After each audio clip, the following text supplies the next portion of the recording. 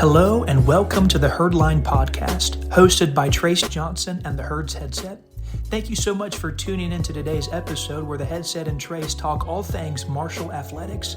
Be sure to follow us on X and subscribe to us on Apple Podcasts, Spotify, iHeartRadio, or wherever else you listen to podcasts. Now, sit back, relax, and let's talk the herd. Hello and welcome back to another episode of the Herdline Podcast. This is the Herds Headset speaking to you. And I want to say very quickly a very Merry Christmas to everybody. I know that this week is busy. I know that there's a lot of things going on, and it means the world that you have tuned in to listen to two dudes talk about martial athletics. And we appreciate you, and we're very thankful for your time. With that being said, we've got a full show today. Excited about some things that we're going to be talking about. Of course, later on in the episode, we'll speak on the transfer portal news that we have been able to get, and just hearing some names, big names at that have decided to stay with the herd in the 2026 season. So we are excited to discuss all of that. But also, with it being Christmas, we both decided that it would be cool to have some sort of a fun episode, so to speak. And so today, if you follow us on social media, you may have seen that Trace was able to put a graphic together of some of the greatest players in martial basketball history, really from the year 1990 all the way to the present. And what we're going to do is we are going to figuratively have $15 to spend. And there are different categories of these players. There is a $5 range, which includes some of the greatest basketball players in herd history, the top notch, top tier ones. And then we have the $4 range, which is a tier below, $3 range, a tier below, $2, $1, so on and so forth. And then we also have a special category for the sixth man as well, and that will be $1 value too. So what our job today is going to be is we are going to try and fill a roster that is going to be the greatest martial basketball team in all of history. And we may even put all of these out, both my team and Trace's team, and maybe have the fans vote on who they believe has the better team overall. And that way we have ultimate bragging rights. But before we get into all of that, and we start talking all this stuff, Trace, just how you been? How's everything going on your end? And also Merry Christmas. Yeah, man, Merry Christmas. It's been having a lot of good, it's been a good time lately. We got to have a 2-week break from work. That's wonderful. Can't wait to just be able to relax a little bit. I love Christmas season. That's my favorite. I mean, it's always been my favorite. It's right there. I mean, Halloween and Christmas both, but especially Christmas. I love it to death. I mean, it's just such a great time of year. It's just like the atmosphere is just different around Christmas. Like it's just better. Everybody seems to be happier, most people, but but it's just a great time of year, great time to be able to spend with family and just, chill. And it's awesome. And looking forward to the big day coming up, but really looking forward to this episode because, I've always been a big fan of rankings and polls and lists and things like that. And this kind of is in the same family as those. I absolutely love those types of things. I think they're great ways to be interactive with the fan base and to see what everybody thinks. And, it's a very fun thing to do. So I'm looking very much forward to it. It's going to be a challenge for sure because, we're talking about essentially what would that be? 30 best players over the last 35 years. I mean, that's no small feat. I mean, and I want to preface all this by saying just because a player might be listed on the dollar range does not mean they're not a great player. Mm-hmm. And that's not remotely any disrespect, any slight whatsoever. It's just very difficult to put these players in these rankings or in these categories. So that's the first thing I wanted to get that out there. So it's not a disrespect thing. I mean, if you're on here at all, it's a very big, honestly, a pretty big feather in your cap to be on this because of how many players we've had. So I'm looking forward to it.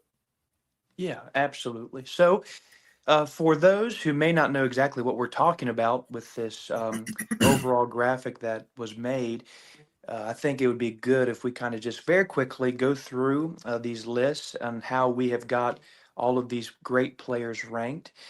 And so let's begin with the $5 range. And again, I'll just quickly go through this. If you're listening, I'm trying not to bore you, and we'll get through that quickly so we can begin to actually make our picks. So, $5 range, we've got John Elmore, Tavion Kinsey, Tamar Slay, Hassan Whiteside, and J.R. Van Hoos. Then going down to the $4 range, we've got Jason Williams, Gene Penova, C.J. Burks, Demir Pitts, and DeAndre Kane. $3 range is Obina and Achille Killen, Dennis Tennant, James Kelly, Markel Humphrey, and Ryan Taylor. $2 range is Shaq Johnson, Terrell Baines, Tyler Wilkerson, Stevie Browning, and Ronald Blackshear. $1 range is Mark Patton, Nate Martin, Micah Hangladen, Kareem Canty, and Nigel Spikes. And then for our special sixth man category, we've got Dago Pena, Wyatt Fricks, Austin Loop, Jared West, and Camden Kerfman. So, with it being Christmas and with my soon uh, present to Trace and giving him a loss in this whole experiment that we're about to do, I'll let him have advantage here. I'll go ahead and allow him to have the first pick in this quote unquote draft. And again, for all of those that are listening, we are doing this in a draft scenario, so we cannot have the same players. And so I don't know who he's picking. He doesn't know who I'm picking. And so it should be a fun little experiment here on the podcast. So, Trace, if you want to get us started, go right ahead. Oh man, I'm glad you threw that up to me because I was going to ask how we're gonna do the order.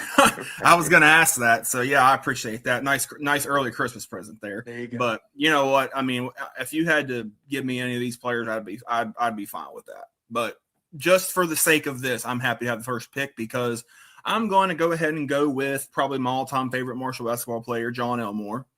I just he's top tier, he's S tier, as they say. I mean, I'm going to go ahead and go with him because I think that he's the ultimate point guard that Marshall's probably ever had. So, right. Well, I hate that I did that. I should have just said that I wanted to be greedy for Christmas and take it on my own self because he was obviously my top pick. He's everybody's top pick. If you're making this list, he's going to be your number one. He's the best basketball player in Marshall history, no doubt about it. agreed. So I guess I will have to settle for the second best player in Marshall history there in the $5 tier, and that is Mr. Tavion Kinsey. I will be taking him with my first selection. Just because there is nobody that I've ever watched in Marshall that has had the athleticism that he has had over the years. He can Agreed. soar. He could probably he dunked from the free throw line there in that dunk contest one year. He has a nasty mid range jump shot and plays solid defense overall. And so, by far, easy pick for me. I'm taking Tavion Kinsey with my first round pick for at the $5. So I'm $5 down, got 10 more to spend. Sounds good, man. So I'm going to go ahead and go with my next pick. And I also, we didn't say, we didn't actually put on here what their quote unquote positions are. We can just pretty much flex them wherever we want them to be. I mean, honestly, because so many of these guys are kind of versatile anyways. But I mean, of course, John Elmore would be the point guard. But a lot of these guys would be kind of up and you could put them in a lot of different positions. But I'll just try to stick now with my next pick. I'll try to have it as a shooting guard, primary shooting guard position. I'm going to go ahead and go with John Elmore's Robin to his Batman. I'm going to go with C.J. Burks.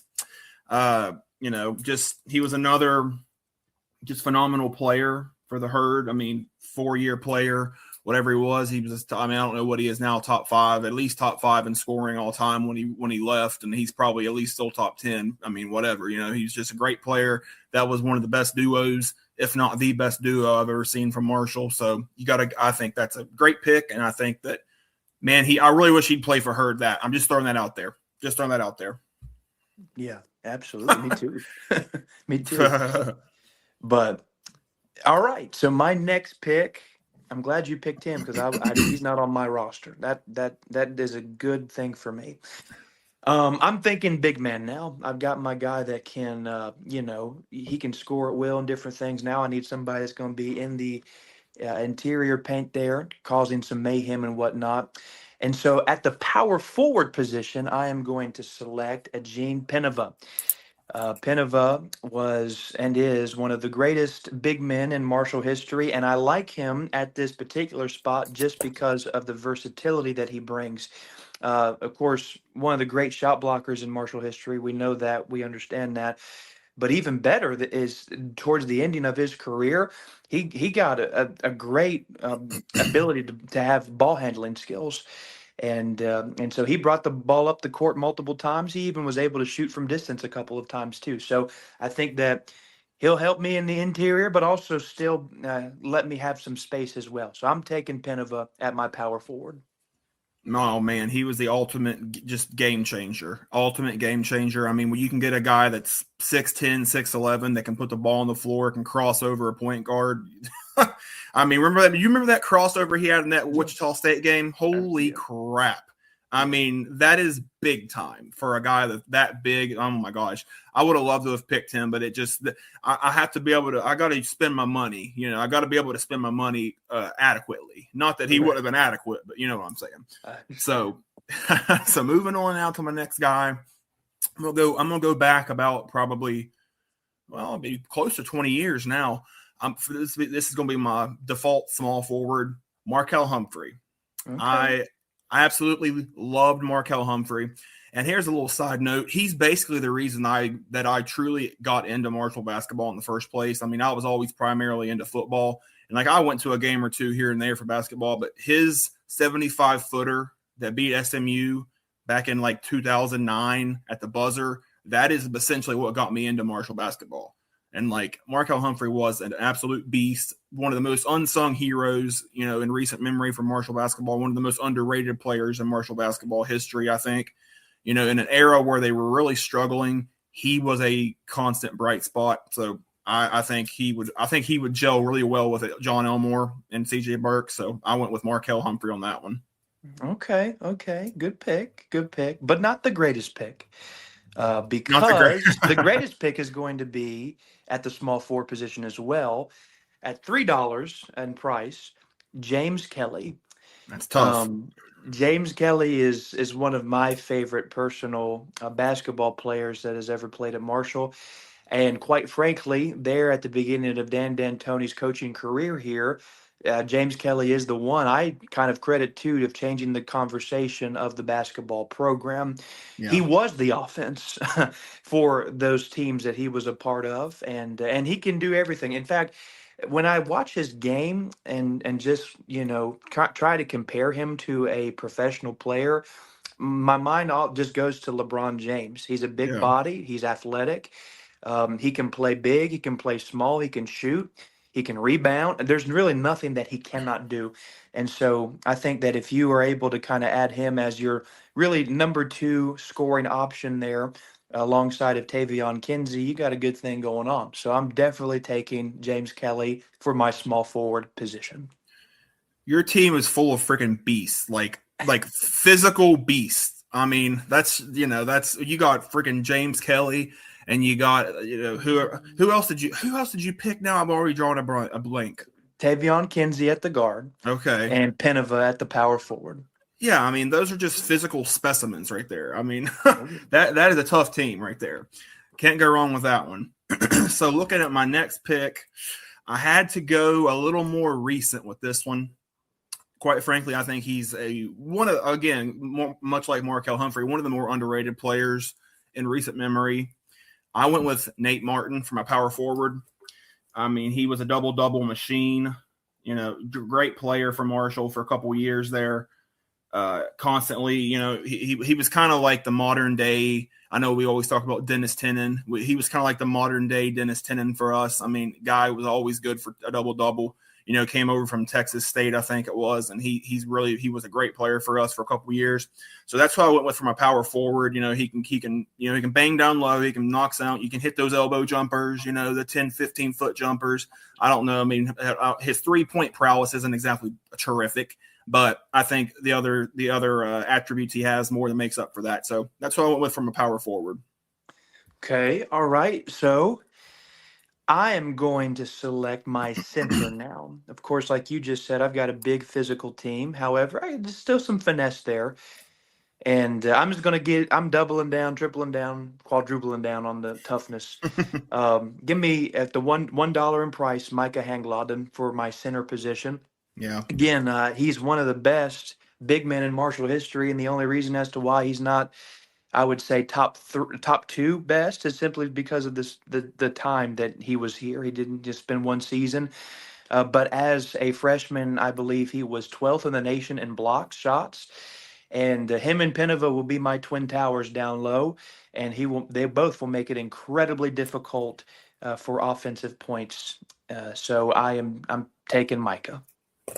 I love it, and I love it so much that is literally who I was going to pick next. I was going to pick him, but you know what? I'm all right with that because in the $1 range, there's another guy on here that I thought was another. This seems to be kind of my theme on here, as a lot of these players were kind of more underrated. I mean, not John Elmore and CJ Burks, but this guy I think is quite underrated. Who I'm going to end up going with for my center, Nigel Spikes at $1. I think that's a good value for Nigel Spikes because that guy. You talk about physical. That guy was physical. That guy was no joke. I mean, those early 2010s Herd teams were really stellar. And you always think of guys like Demir Pitts and DeAndre Kane and Shaq Johnson and all those guys and rightfully so. But Nigel Spikes is a guy that kind of falls through the cracks a little bit there. And, he was a constant factor down low. He was always tough. I mean, he was just a very physical guy. And that's kind of put it this way, that front court of Nate Martin and Nigel Spikes, I'd take them up against most people. So that's a tough one. So that's who I went with. Well, like I said, you took Mike a hand logging, but that's all right. I went with Nigel Spikes. He's all right too. Yeah, so I got $2 left, and I means I've got to be very wise with my decision making from this point on. And I've only got one position that really is not filled, and that's my guard. And there's only really one guard option in the $1 range at this present moment.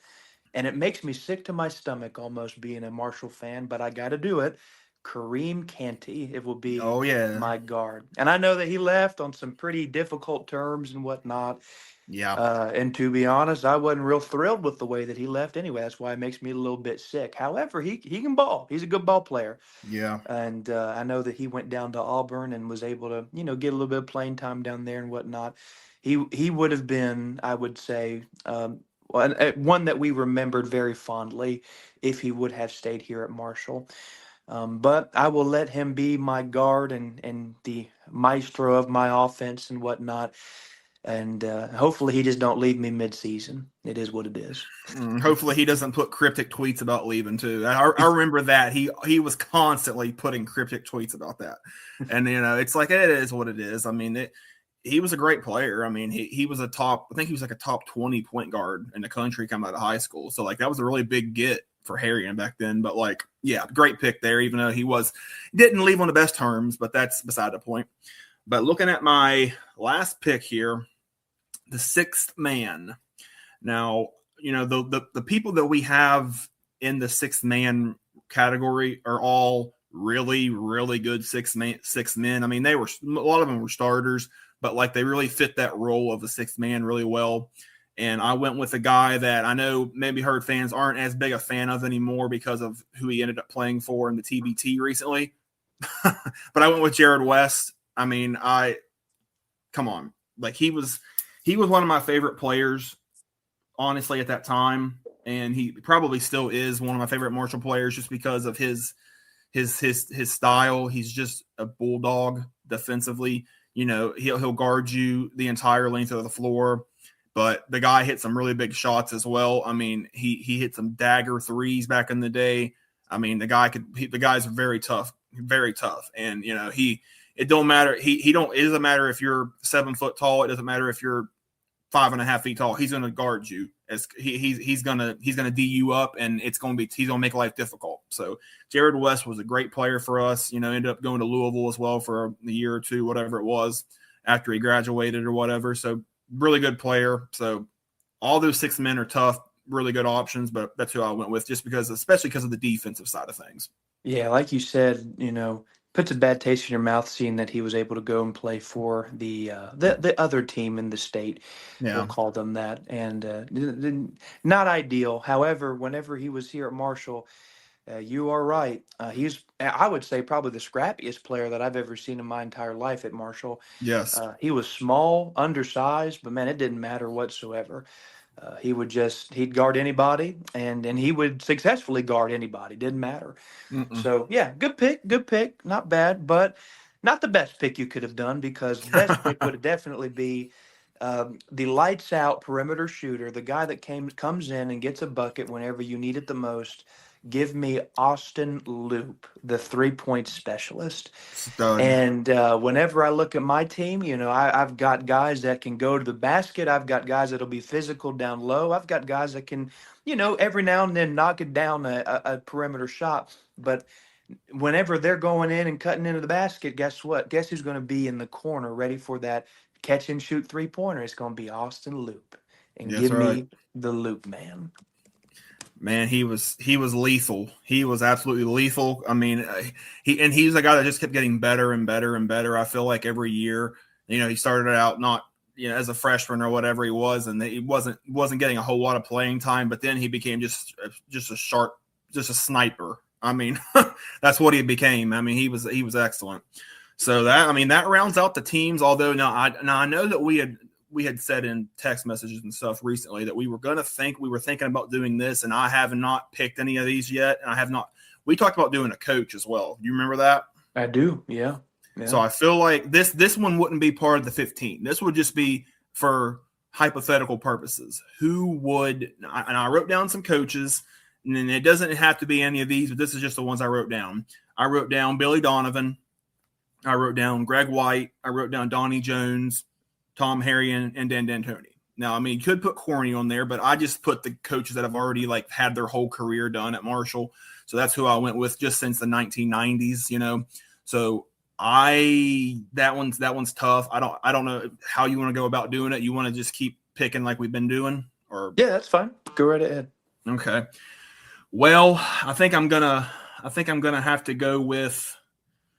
Oh man, it's not as easy as it looks. I got to go with Billy Donovan. I mean, NBA coach, 2-time national champion coach. I think he would do. I mean, I'm just saying, if you put John Elmore with freaking Billy Donovan, it's over. I mean, that would be a very, very lethal combination. I mean, Dan D'Antoni, I love the guy to death. That's who I almost picked. But because he had already been with Elmore and Burks and West, and I feel, and most of these guys, he'd been with these guys. I went with Billy Donovan just because of that reason. Like, his pedigree speaks for itself. Yeah, no, that's who I would have picked. Absolutely. He's, I would say, the most well-rounded basketball coach that Marshall has ever had, as far as just the knowledge of the game, the way that he coached. I mean, he was phenomenal. And that's why he got picked up by Florida. And that's why he went to the NBA and has had a great career as well. Yeah. So, yeah, you can't go wrong with that. You could pick, Donnie Jones. However, I do have self-respect, and so I will not be doing that. You could pick Tom Harrion. I really appreciated his passion, but the problem with that was he just really wasn't that great of a basketball coach. No. But I'll never forget, man. He'd get on that PA system and was yelling at the fans and different things. Go Herd. I liked Tom Harrion. I liked him. Yeah. But the option for me is very clear. Those of you that know me well, you know that I am a Dan D'Antoni guy, and so therefore I am picking my favorite coach in all of Marshall basketball history. Give me Dan D'Antoni. We're going to play up tempo. We're going to play fast. We've got guys that can, play physical underneath, but also have some finesse to them. So we're going to be up and down the court shooting threes. Danalytics will be in full effect on my team. Yes, sir. Absolutely. It's funny that you mentioned talking about Tom Harrion and Donnie Jones a little bit, because I feel like those two coaches are kind of go a little bit unnoticed now in the grand scheme of things for Marshall. But looking at Donnie Jones, local guy, he turned the program around. He's a phenomenal coach. Yes, his last year they were a 24-win team. He recruited Hassan Whiteside. He recruited DeAndre Kane. He recruited Demir Pitts. He recruited Shaquille Johnson. All those guys, he recruited those guys. And, Tom Harrion, in his first couple of years, he came in and he had 20-plus win seasons because of Donnie Jones. It had nothing to do with Tom Harrion. It was Donnie Jones's players that got him to the top. And then as soon as those guys graduated, we were losing where we had losing records every year. Yeah. And then that's when they moved on to Dan, obviously. But like that, so yeah, Donnie Jones, he left on, not the greatest exit on, leaving for UCF, and that became such a huge thing back then. But now looking back, you got to give him props because he really turned the program around. Those Ron Jersey years were brutal, so he got it turned around, no doubt about it. Yeah, you're right. And I appreciated what Donnie Jones did for us because, no, like you said, no doubt he brought legitimate excitement. I mean, the cam was just buzzing whenever Yes. he was coaching, and but the way that he exited, man, that was rough. That was the first real like big time heartbreak for me as a Marshall fan because I'd Yeah. never seen something like that happen. It's just him going in conference somewhere else. No. And with that being said, I was there the night that he came back home, Well, quote so was unquote. I. Oh my goodness, that place! I had never heard the Cam Anderson Center in such a just a fit as that Yeah. night. It was amazing. I loved every second of it. Yeah, the most tension filled, you could cut it with a knife environment I've ever been a part of anywhere. I mean, football's obviously had some way, way, way bigger crowds, but none have reached that level of intensity, in my opinion. Yeah. It Now, was amazing. if the Sun Belt Conference was smart, oh, we had the greatest matchup of all time. If they would have just allowed us to get our hands on Southern Miss, It man, was could you right have there. imagined? Could you have imagined? No, it was literally right there. I mean, you didn't even have to work that hard for it. You could have just done it. Like, I don't care what the West and East Conference schedule format is. I don't care. Like, if you want a compelling, captivating game that's going to get national attention and that's going to literally sell out, I mean, that you can't. That game would have been you couldn't have fit another person in that building. I mean, it would have been, especially if they came here. I mean, obviously, if it was there, it wouldn't have been the same deal. But if it was here, holy crap, it would have been insane. And that, now we'll never know because obviously he's off to the AAC. So whatever. It is But what it is. it is what it is. So, Yeah. so Maybe in be an alternate universe out there maybe. somewhere we get that game, but it is what it is. Yep. All right. Well, that is our squads, our coaches, and all that. And what we'll do is we'll have both of our teams. We'll have our starting five plus sixth man and coach. We'll make some graphics and put those out on our social medias. And we may even put a little vote up there. You Yeah. tell us which team was able to, which team that you think would be able to topple the other, and that'll be good fun. And I know it'll be me. I already want to I'm sure. apologize to Trace and just tell him that if you're not first, you're last, and all that good Mm-hmm. stuff, as a wise man once said, Ricky Bobby. But That's right. anyway, with all that said, let's kind of change the conversation just for a little bit. Of course, football season has ended. However, there is no such thing as an off season whenever you talk about football now, thanks to all the sorts of different things with recruiting and especially the transfer portal. Right now, the transfer portal, as far as incoming, is completely quiet. I have heard absolutely no news at this time, but understand that will change dramatically whenever we get into the month of January and we start to hear the rumors and different things like that begin to take shape. But with that said, we have gotten some very good news over the last couple weeks or so as far as just players returning. And before we kind of get into this, let's just quickly flash back to a year ago. Oh. Around this time, I'm be honest, I was pretty depressed. I mean, it Mm-hmm. was not a very fun time to be a Marshall football fan. We had just said no to being in the bowl game there with Army, which was quite frankly one of the best bowl games that Marshall had ever been able to get. Agreed. And then on top of that, we had seen basically our entire roster with the exception of Jalen Slappy and Toby Payne, basically just gone. Yep. And so it was a tough time. And but we fast forward now. It's amazing what a year can do. I got to give incredible props to Tony Gibson and all of his staff, all of the guys that he has surrounding him, and also just all of those that are in the recruiting process of getting NIL deals together and whatnot. The retention now, we're probably one of the best in the country. So Yeah. what a turnaround a year has been. And just to name a couple of names, and we can go into talking about them more and more here in just a second, we have Adrian Norton. He was kind of the guy that broke the ice, explaining that he will be returning for the 2026 season. And quite frankly, he's a guy that I believe can really be a breakout player next year, with being the wide receiver one position, and just can do great things. I mean, we saw flashes, but if we kind of focus on the on airing it out a little bit more, he could be a real game changer next year. Then, of course, Joe Sean Barbie will be returning as well. Great running back, was one of the anchors of our room this season. Jalen Slappy, which was honestly unexpected. I had heard Yeah. rumors at the start, really at the sorry at the end of the season, that he would be leaving. But he had announced just the other day that he instead will be staying. And can I say that is gigantic? Mm-hmm. He's team captain, and quite frankly, that decision has solidified him as not just, I would call, a Marshall hero, but he's a Marshall legend now. Yeah. I will always remember Jalen Slappy fondly. And in addition, with him too, another Marshall legend now is as Toby Payne.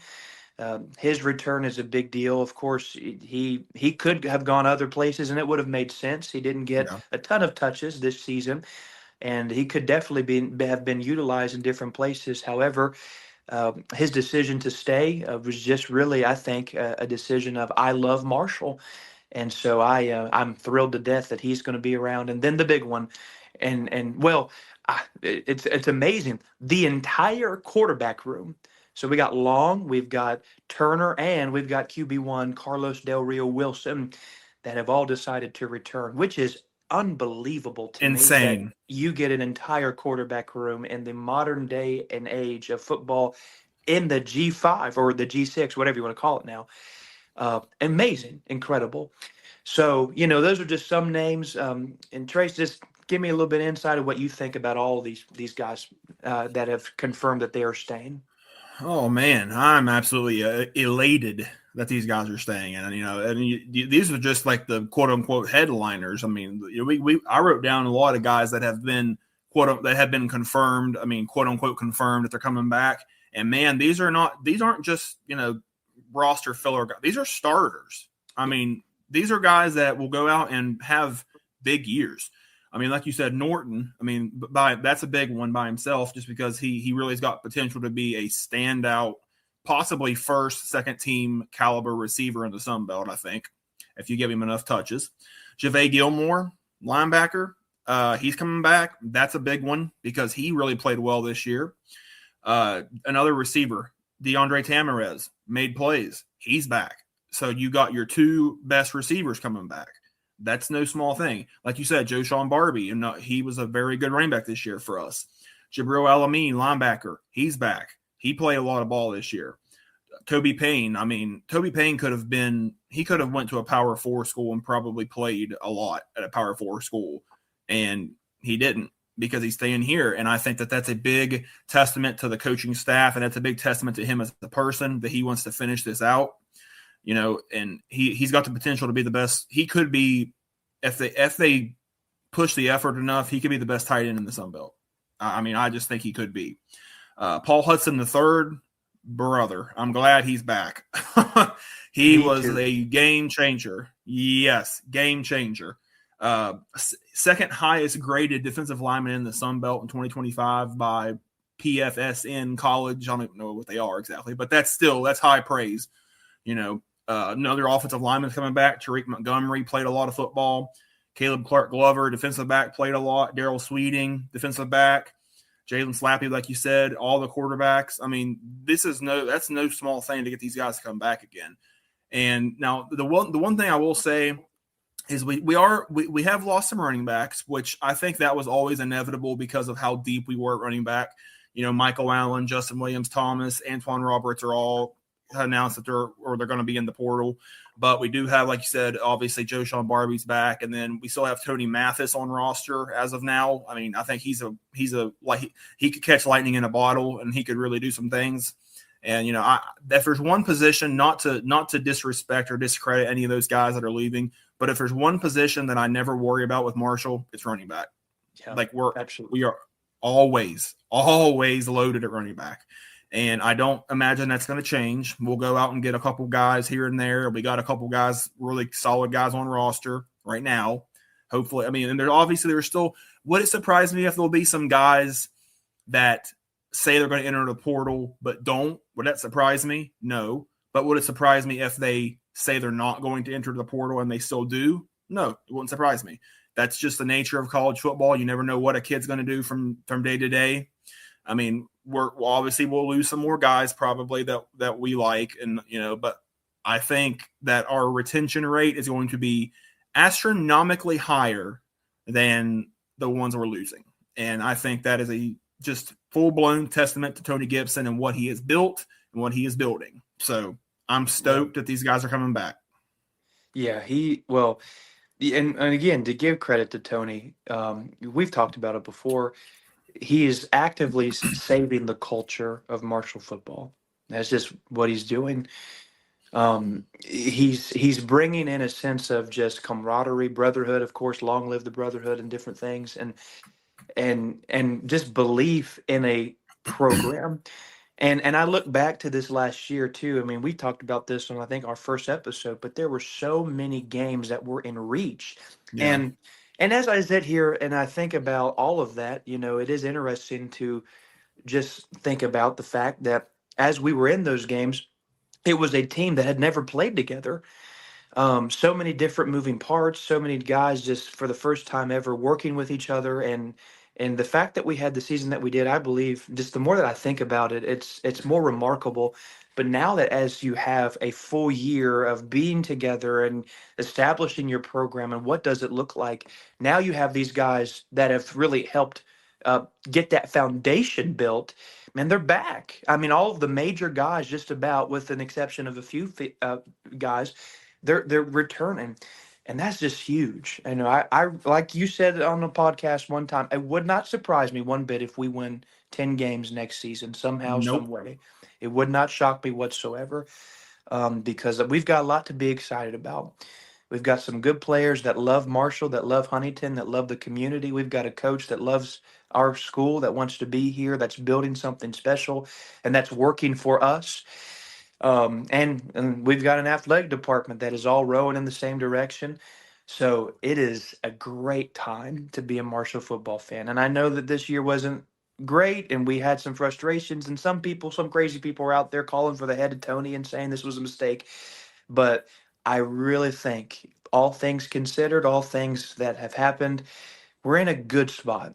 And I would even dare say, maybe not, it hasn't showed up on the field just yet, but overall, behind the scenes, we are in the best spot that we have been in years. Long time. I would go as far as to say that the season that we just had, the 5-7 season with several losses that we just flat out booted, we just should have won them. And that's not just me. That's not just us saying that as fans. Objectively, they should have won those games.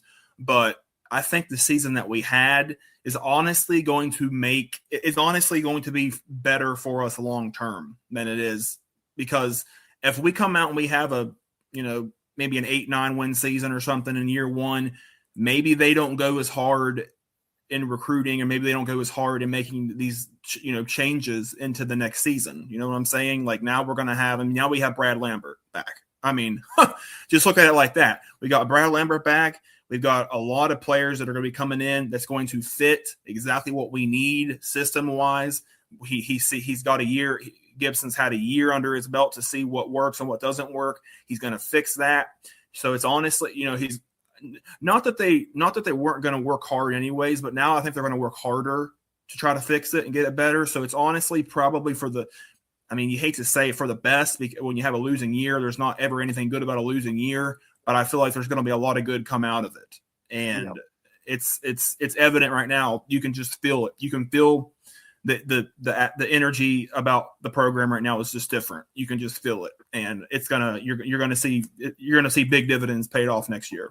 I agree with you. And we as fans, I think that we have a duty to support these guys, support our coaching staff, support our players, support our department, because like I said, they're working for us on our behalf. They really are. I've never been involved with a coaching staff that is this open and honest and transparent with the fans. I've never been a part of an athletic department that has been this open, honest, and transparent with the fans as well too. So this is not just a organization. No, this is our team. Like this is Yeah. our school. If you are an alumni from Marshall, if you live in the city of Huntington, this is your school. They are fighting, they are playing, they are getting all of these things done for us.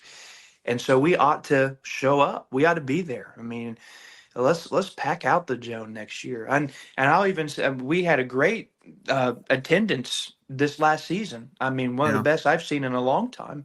And I think that's the Tony Gibson effect because we've got a guy, that West Virginia guy, that's been open, transparent, that has been, hey, here's what we're doing, and hasn't tried to hide anything, hadn't tried to pull the wool over anybody's eyes. That's paid off.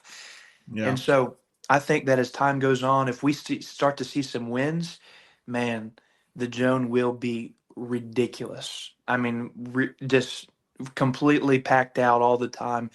And I think that Tony Gibson is the man that's going to get us to that next step. It just takes time. And he told us that, if you can Yep. recall. He let us know that, hey, what he inherited wasn't ideal. I mean, it's not something that was going to be just an overnight easy fix where we're going to win 10 games next season. Although Mm-mm. they were even in the conversation of winning the 10 games. I mean, it's Yeah. crazy. So, it's lots to be excited about. I'm very glad that we've got these guys returning to Marshall. And overall, I think that next season will be a good one. I agree. 100%. All right. Well, with all that being said, I think if there's anything else you want to say, Trace, you could go ahead. But I think that may be where we end things today. Yeah, man. Just want to reiterate, Merry Christmas to everybody that's listening, and we appreciate the support we've gotten so far. And, I've heard people saying a lot of, some good things, and, that we've got some pretty solid numbers, honestly, all things considered, to start out, the stats and stuff. So, like, I really appreciate that. And, I'm so thankful to be back on a podcast and be able to talk about Marshall. It's been a while since I've had that opportunity to do it consistently. For 4 years there, I did it, previously, but it's been, 2018 to 2021, and it's been since 2021 I haven't had a chance to do it. So I'm really thankful that you're on here with me doing this, and I think we're going to have a killer future doing this. So I'm very excited about it. Yeah, and I want to say thank you so much for reaching out and asking me. This No is doubt. this is fun.